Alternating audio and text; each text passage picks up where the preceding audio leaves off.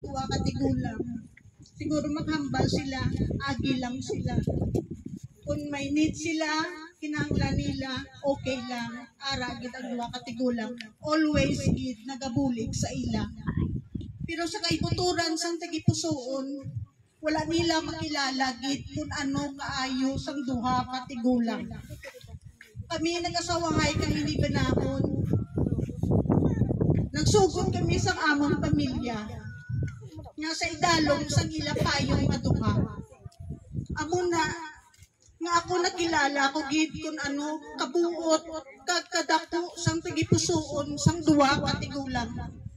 Ay kung wala sila, wala kami nakaabot ang kabataan sa amo sini nga estado. Dako sang nabulig sang duha katigulang sa amon. Grabe kitang supporter nila. Kay tugod, palangga nila kami. Kagamo na, wala kami sang ibalo sa ila, kundi ang amon man pagpalangga. Sila nga duha, nagpalangga sa amon. Pero kami tanan, nagpalangga balik sa ila. Paagi sa pag-upod sa ila, samtang sila nagatigulang. Pag wala namon sila ginpabayan, sa time nga need na gid nila nga may kaupod sila. Ang tanan nga bagay diri sa kalibutan, umalagi lamang. Kasi ano kadamo sang kwarta mo, bayaan mo lang na. Pero ang pinakamaayo nga bagay na mabilin mo, kung ano ang ginhimo mo sa isig mo kapariho, ay balikon ka gid sa ginbuligan mo. Agina ang humili ni Father about sa edad ni Lolo.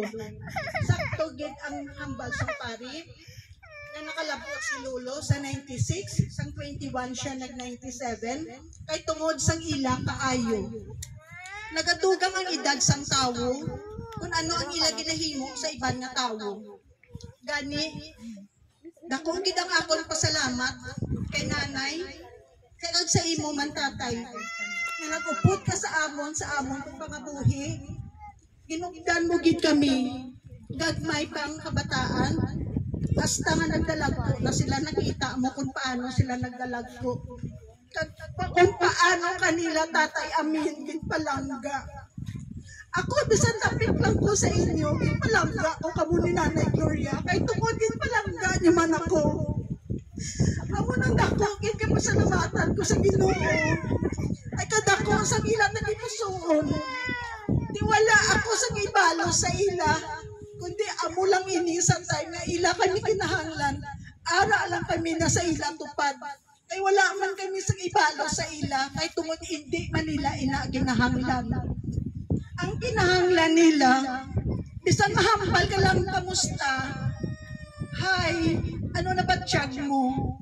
Kabala ka, amo lang pinaka-importante, nga mabalik natin sa tawo, nga naghatag man sa aton sa kaayuhan.